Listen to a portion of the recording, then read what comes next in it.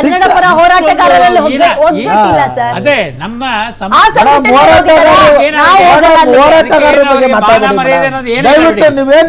ನೀವು ಹೋರಾಟಗಾರರು ಅಂದ್ರೆ ನಮ್ಗೆ ಯಾರು ಸಂಬಳ ಕೊಟ್ಟು ಇಟ್ಕೊಂಡಿಲ್ಲ ಮೇಡಮ್, ನಮ್ಮ ಕೈಯಿಂದ ಹಾಕೊಂಡು ನಾವು ನಾವು ಪ್ರಚಾರ ಮಾಡಿದ್ರೆ ನಟರಿಗೆ ದುಡ್ಡು ಬರುತ್ತೆ, ಅಂದ್ರೆ ಇದರಿಂದ ದುಡ್ಡು ಬರುತ್ತೆ, ಅವ್ರ ಚಲನಚಿತ್ರ ಬೆಳೆಯುತ್ತೆ. ನಾವು ಅಪೇಕ್ಷೆ ಇದೆ ಹೋರಾಟ ಮಾಡ್ತಾ ಇರೋದು.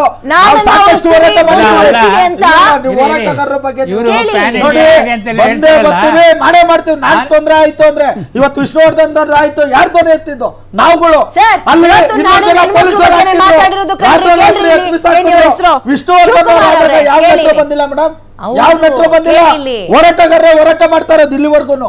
ನೀವು ಕೇಳಿ ಇಲ್ಲಿ ನಿಧಾನಕ್ಕೆ, ಇಲ್ಲೂ ನಾಡು ಅಂತಾನೆ ಬಂದಿರೋದು. ಬೆಂಗಳೂರು ತೆಲಂಗಾಣದಲ್ಲ ಸರ್, ತಮಿಳ್ನಾಡಿಂದ ಮಾಡ್ತೀವಿ ಅಂತ ಇದೀವಿ ನಾವು, ರೋಡ್ಗಳಿದ್ದೀವಿ.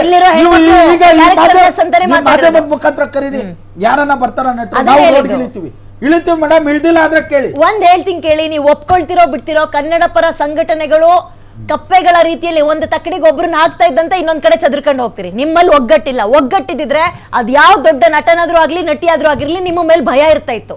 ಇವ್ರೇನೋ ಒಂದು ಪ್ರತಿಭಟನೆ ಮಾಡ್ತಾರೆ ಅಂದ್ರೆ ಒಂದು ತೂಕ ಅಂತ ಇರ್ತಿತ್ತು. ನೀವೇ ಚದ್ರಕೊಂಡು ಹೋಗ್ತೀರಿ. ನಿಮಗೆ ಯಾರು ಸರ್ ಬೆಲೆ ಕೊಡ್ತಾರ ಅವಾಗ? ಮೇಡಮ್ ನೋಡಿ, ಎಲ್ರು ಕೂಡ ನಾಡಿನ ಬಗ್ಗೆನೆ ಹೋರಾಟ ಮಾಡಕ್ ಸಂಘಟನೆ ಕಟ್ಕೊಂಡವ್ರೆ. ಎಲ್ರು ಬರ್ತಾರೆ, ಕೆಲವೊಂದು ಸಂದರ್ಭಗಳು ಅವ್ರವ್ರದ್ದು ಕಾರ್ಯ. ಯಾಕೆ ನಿಮ್ಮ ವೈಮನಸ್ಸುಗಳನ್ನು ನಾವೆಲ್ಲ ಒಂದೇ ಅಂತ ನಾವು ಹೋರಾಟ ಮಾಡ್ತಾ ಇರೋದು. ಸಂಘಟನೆ ಬೇರೆ ಇರ್ಬೋದು, ಆದ್ರೆ ಉದ್ದೇಶ ಒಂದೇ, ಸಿದ್ಧಾಂತ ಒಂದೇ.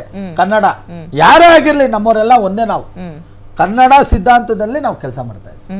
ನಮ್ಗೆ ಯಾರು ಅವರು ಇವರು ಅನ್ನೋದೇನು. ಈಗ ಆಗ್ಬೇಕಾಗಿರೋದು ಸಿನಿಮಾ ಸೀಸ್ ಆಗ್ಬೇಕು, ಅದು ಡಿಪಾರ್ಟ್ಮೆಂಟ್ ಕೈಯಲ್ಲಿದೆ.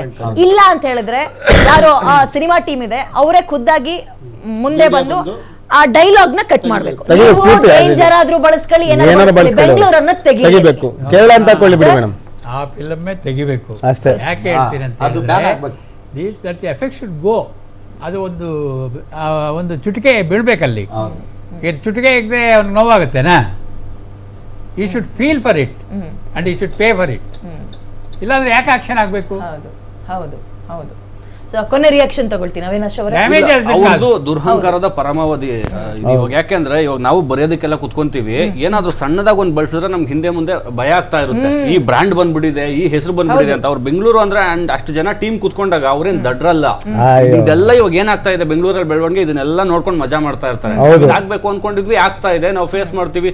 ಲೆಟರ್ ಎಲ್ಲ ಮುಂಚೆನೆ ರೆಡಿ ಇರುತ್ತೆ ಅವ್ರದ್ದು, ಸಾರಿ ಇದೆಲ್ಲ. ಸೊ ಯಾಕೆಂದ್ರೆ ಬರಿಬೇಕಾದ್ರೆ ಬೆಂಗಳೂರು ಅನ್ನೋ ಪದ ಬಂದಾಗ, ಯಾಕೆ ಸೆನ್ಸಿಬಲ್ ರೈಟರ್ಸ್ ಅಲ್ವಾ ಅವರು, ಏನೋ ಒಂದು ಬ್ರಾಂಡ್ ಬಂದಾಗ, ಏನೋ ಒಂದು ಇದು ಬಂದಾಗ, ಬೇರೆ ಏನೋ ಒಂದು ಡ್ರಿಂಕ್ಸ್ ಮಾಡ್ಬೇಕಾದ್ರೆ ಅಷ್ಟೇ, ಬಿಯರ್ ಬಾಟಲ್ ಹೆಸರು ಬಂದಾಗ ಅದನ್ನ ತೆಗಿತೀವಿ. ಯಾರು ಎಲ್ಲಿ ಕೇಸ್ ಆಗ್ತಾರೋ, ಯಾರು ಏನಾಗ್ತಾರೋ ಅಷ್ಟು ಸೆನ್ಸಿಟಿವ್ ಆಗಿದೀವಿ. ಇವಾಗ ಕಣ್ಣಿಲ್ದೇ ಇರೋರಿಗೆ ಕೊಡ್ರು ಅನ್ನೋದಕ್ಕಾಗಲ್ಲ, ಅದಕ್ಕೆ ಯಾವ್ದೋ ಒಂದು ಸಂಘಟನೆ ಬರುತ್ತೆ, ಅವ್ರು ಬರ್ತಾರೆ ಮೂಗ್ರು ಅನ್ನಂಗಿಲ್ಲ, ಇಲ್ಲ ಅದಕ್ಕೆ ಮೂಗ್ರು ಅನ್ಬಾರ್ದು, ಇದಕ್ಕೆ ಈ ಹೆಸರಿದೆ ಈ ಹೆಸರಿದೆ ಅಂತಾರೆ. ಸೊ ಹಂಗೆಲ್ಲ ದುರ್ಹಂಕಾರದ ಪರಮಾವಧಿ ಅದು.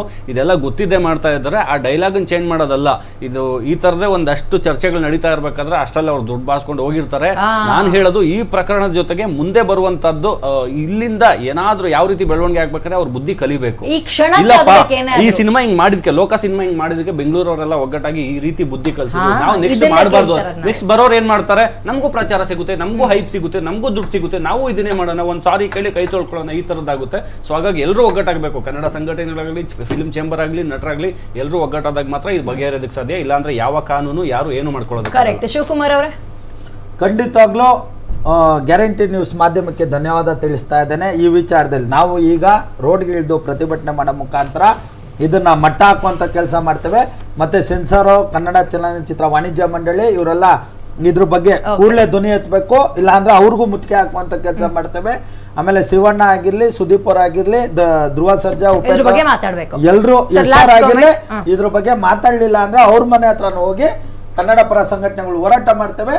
ಮತ್ತೆ ಈ ಮಾಧ್ಯಮದಲ್ಲಿ ಹೇಳೋ ಪ್ರಕಾರ ಎಲ್ಲಾ ಸಂಘ ಸಂಸ್ಥೆಗಳು ನಾವೆಲ್ಲ ಕೆಲಸ ಮಾಡೋದು. ಈ ಗ್ಯಾರಂಟಿ ನ್ಯೂಸ್ ನಾನು ಒಂದು 2-3 ಸರಿ ಕಾಮೆಂಟಿಗೆ ಬಂದಾಗಲೂ ಕೂಡ ಕನ್ನಡದ ಪರವಾಗಿ ತುಂಬ ತಗೋತೀರಿ. ನೆಲ ಜಲ ಭಾಷೆ ಅಂತ ತುಂಬ ತಗೋತೀವಿ. ನನಗೆ ಎಕ್ಸ್ಪೆಷಲಿ ಆಸ್ ಎ ಪ್ರೊಡ್ಯೂಸರ್ ನಮ್ಮ ವಾಣಿಜ್ಯ ಮಂಡಳಿ ಆಗಿರ್ಬೋದು, ನಿರ್ಮಾಪಕರ ಸಂಘ ಆಗಿರ್ಬೋದು, ಈ ಚಾನಲ್ಗೆ ಧನ್ಯವಾದಗಳು ಹೇಳ್ತಾ, ಮತ್ತು ಈ ಏನು ದುಲ್ಕರ್ ಸಲ್ಮಾನ್ ಅವರು ಹೇಳಿದ್ದಾರೆ, ಸಾರಿನ ನಾವು ಎಕ್ಸೆಪ್ಟ್ ಮಾಡಲ್ಲ, ಜೊತೆಗೆ ಆ ಪದ ಬಳಕೆ ತೆಗೆಯೋದಲ್ಲ, ಇಡೀ ಸಿನಿಮಾನೇ ನಿಲ್ಲಬೇಕು. ರಾಜ್ಬಿ ಶೆಟ್ಟಿ ಅವ್ರ ಮೇಲಂತೂ ನೇರವಾಗಿ ವಿರೋಧ ಇದೆ.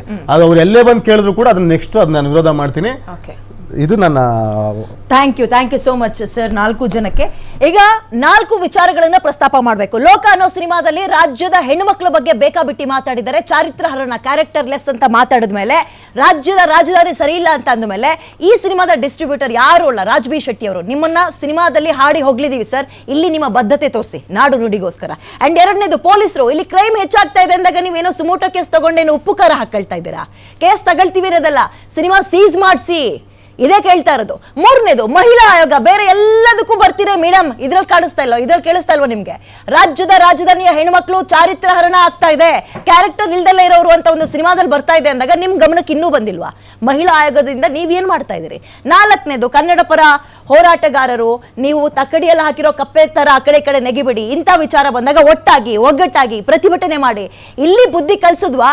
ಕೇರಳದ ಅಥವಾ ಮಲಯಾಳಂ ಸಿನಿಮಾಕ್ಕೆ ಬುದ್ಧಿ ಕಲ್ಸಿದ್ವಾ? ನಾಳೆ ಅಕ್ಕಪಕ್ಕದವರು ನಮ್ಮ ಹೆಸರನ್ನ ತಗೋಬೇಕಾದ್ರೆ ಭಯ ಪಡ್ತಾರೆ.